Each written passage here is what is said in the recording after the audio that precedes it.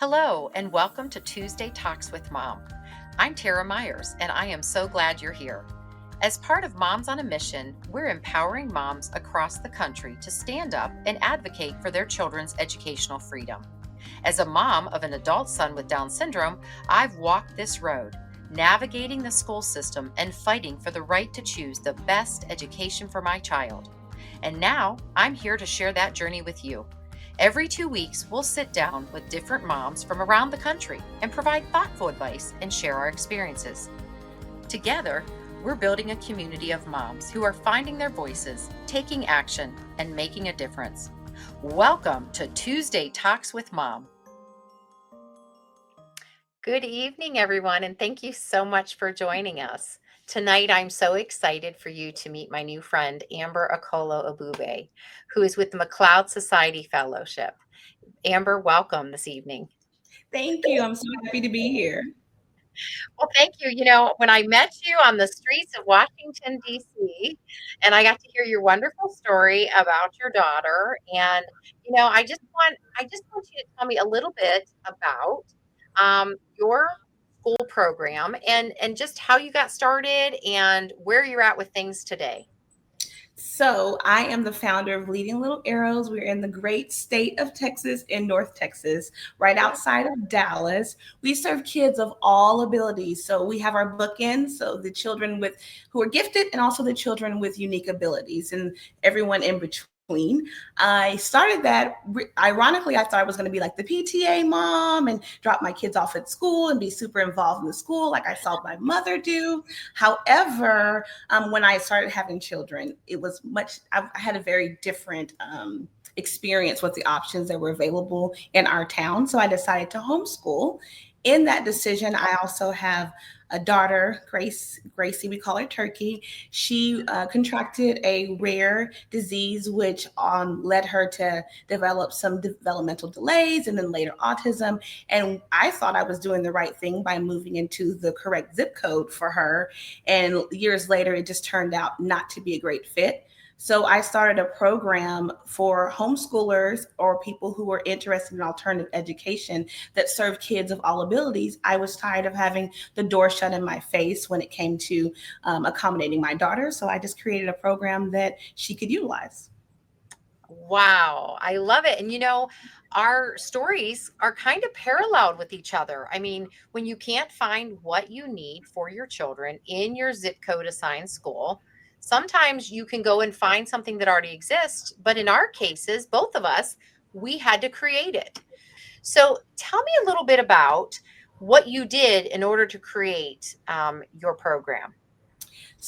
I would be not giving the story credit if I didn't say I tried to exhaust every single option. I went to the district level, I went to the state level. We had people from the deaf and blind school in Austin come up and do evaluations and try to help everyone. And I just got to a point where I said, she's 7 years old and she has all of the rights and they're not being honored. So, do I want to spend the next 10 plus years at fighting and advocating, or do I want to create something different? And I really just stepped out on faith. I don't have an education background, but I love my child. And I know that I call myself a mama bear. So my mama bear techniques will be way better than her being in an environment. One day with mommy will be better than a week of an environment that doesn't suit her. So I started step by step. I got other homeschool moms who loved turkey and were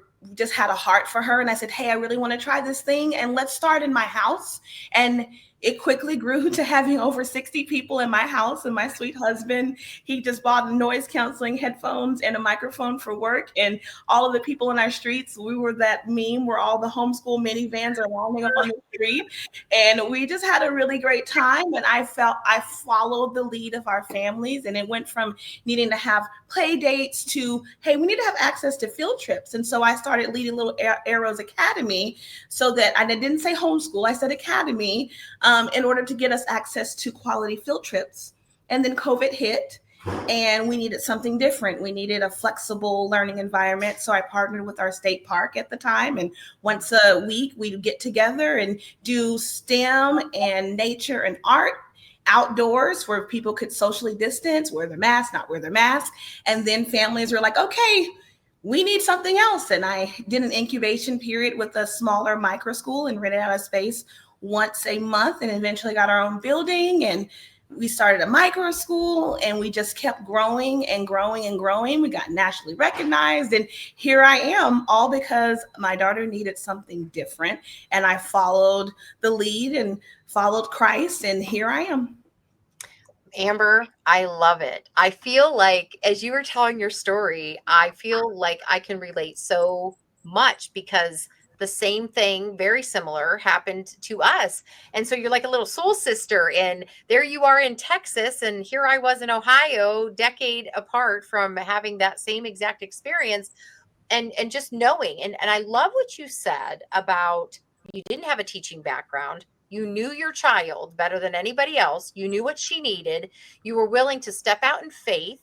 You kept trying things. You followed all the proper procedures. You went up through the district. You tried all the things, and you ultimately had to take it into your own hands. So I just think that that's going to resonate so clearly with so many parents. I don't know about you, but I get parents all the time calling me and saying, well, I'm not you, and I don't have that pixie dust. I'm like, there is no pixie dust. It's a mama's intuition. Do you hear that? Do you hear that sometimes too? Like, well, Yeah. you could do it. There's no way I could do it. I'm like, if there's pixie dust, where do I find it?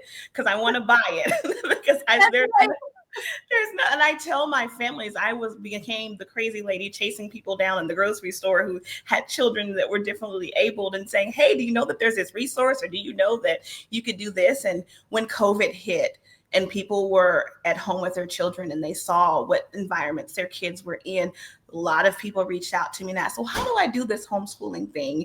And it was my pleasure to walk them through that journey. But the main thing I tell my parents, that I either advocate that the kids are still in the school system, or they're at home, or they're doing some type of hybrid, I tell them, you're the expert of your child. You know your kid better than any doctor, better than any lawyer, better than any teacher. You know those little micro mannerisms and what they mean. And because you are that parent expert, you are better equipped to make decisions for your child. And that's my whole thing, is just empowering parents to have the faith in themselves that they know what's best for their child. That is absolutely right. I mean, the parents are the experts when it comes to their children.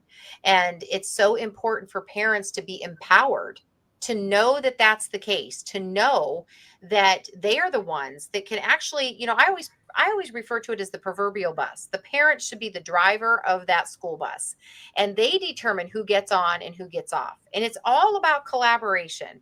Every good trip needs a good navigator. Every good bus needs a good driver. And so when those two things coexist together, you can create an unbelievable educational learning opportunity for all children.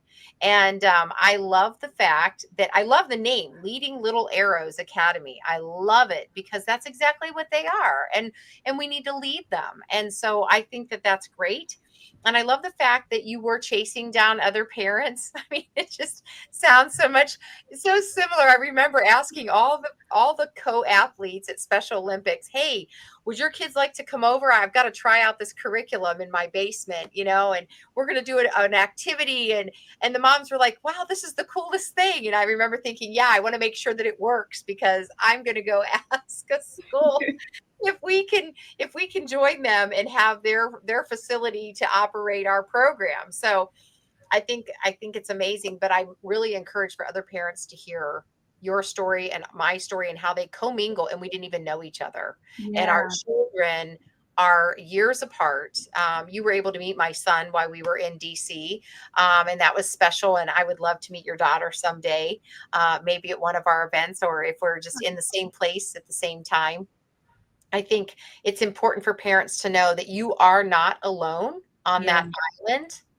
And that oftentimes I tell folks, parents are on an island, usually watching, feeling like they're watching from afar across the water. And they really, sometimes people send the rowboat, and then sometimes people give them a set of oars. But when the two come together and the parents are able to get in that rowboat and have the oars to cross to the other side, it makes all the difference.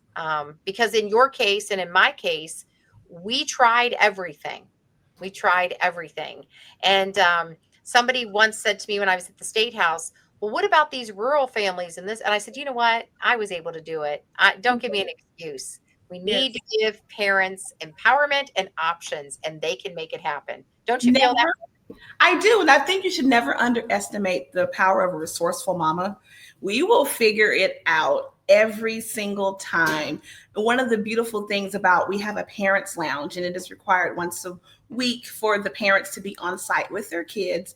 And we have people who are starting off the journey thinking, oh, my child might have a little bit of a speech delay. And then we have people whose children are 16 years old and there's a full-on autistic diagnosis. And I've seen parents look down the line, years down the line, and say, well, maybe my child does have autism, but it's not so scary anymore because I'm seeing how this parent is handling it. I mean, I look at your son and I'm like, wow, he's in this, like, what is he, 20 or 30? And 30. I'm 30 and I'm looking at my own child like, wow, this could be her. And when we are take ourselves off of the island and come together, we are not only encouraging each other, but as parent, as a parent of a 14-year-old, I'm looking at a 3-year-old, I'm like, wow, look how far I've come. And while I'm not at the end of my journey, I have some wisdom to impart to these younger moms. So it is amazing what happens when you have parents come together in a community. And if they're in the rural parts of, in my state specifically, rural parts of Texas, or in the city in DFW, it's all the same. Moms will come together, they will find the resources, they will find that if they have to draw it instead of having curriculum, moms will find a way to educate their kids. And that's why I'm so passionate about, the ESAs that just passed in Texas and all of the other options so that parents no longer have to just struggle. They actually have these resources to be able to go far. And I know if we can take what we've had in Texas, which was not very much, and now we have some extra dollars, I can't imagine what it's going to look like in a couple of years for these students. And isn't that what we're all here for anyway, is a well-educated mind? I Yeah. mean, it shouldn't matter where you come from, what any of that. The number one thing is to make sure that we're educating these children to the absolute best of their abilities. And the options that are being provided now are amazing. So talk a little bit about Texas. I mean, you're there. You just got to see this huge bill passed for the state of Texas. I mean, Texas is go big or go home. And now you guys went from having virtually nothing to hello, a big, huge, beautiful opportunity. What is that like for parents like you who went through all the steps, who have been out there, like you said, chasing down other moms, finding options for kids? Tell me a little bit about what that felt like. And were you on that journey with trying to help get that passed? I wrote an article in the Dallas Morning News about it. I am so happy. I was up late watching it as if it were a watch party. And I had my children, because I have 5 children. So I had my other children watching it. And I went to sleep and I woke up and found out at like 2 or 3 in the morning and it passed. And it has been a journey for years after years after years of closed doors for this to happen. And I am ecstatic, but I understand the work is not done. It's only began. So I'm still going to be that crazy mama chasing people in the parking lot saying, hey, do you know that there's a resource available for you in just a few, months? Really, you'll get a chance to apply, and this is what it could look like. Look at what Arizona's has and look at what Florida has. Eventually we could have that. So I really want to make sure parents are able to take advantage of that and they know how much this is going to help them. There is a program in our state. It's a waiver program, and it gives us access to so much when you have a child with special needs. And I was the mom that was like, oh, I don't need that. What am I going to do with this many hours for respite and this many hours for an attendant, until I got the hours. I was like, oh, what was I doing before I had this support? So I can just imagine the parents who have been really scratching and trying to survive and basically walking and doing this on pure survival and grit, when they actually have this bit of reprieve and a chance to buy their first curriculum without having to try to figure out, okay, do I pay for gas this month or do I buy a Becca curriculum? I just cannot wait to hear all the stories that pour in from parents like myself who've also been on this journey. They've been writing letters and sending me their stories and allowing me to share their stories in order to have a little bit of impact for these lawmakers to pass this. So I can only imagine those parents that are sitting there and that were reacting to the fact that the boat is about to go down. And I remember myself thinking, don't veto it. Nobody do anything to take this opportunity away, because in Ohio that happened several times, and I know Texas fought so hard. So I'm just thinking that all of those parents that were like yourself are just probably just really, like you said, the work has just begun. Yep. And so many doors are about to be opened for all kinds of children all across your state. So I applaud your lawmakers, but hopefully this will be a wake up call for them to know how much this means to Yeah. Texans and how much Texas's efforts will mean to the nation, quite frankly. So, Amber, I think you're a testament. I think your daughter's a testament.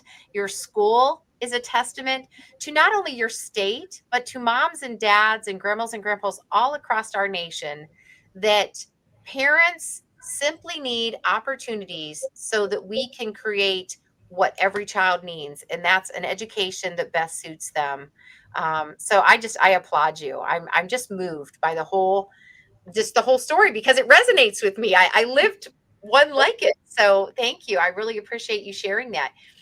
Is there anything that you want to share, that you want to make sure that if you had a minute to just speak into the camera and tell parents, whether it be encouragement, how to hang on and wait for their opportunity, anything you want to share with parents to make sure they know?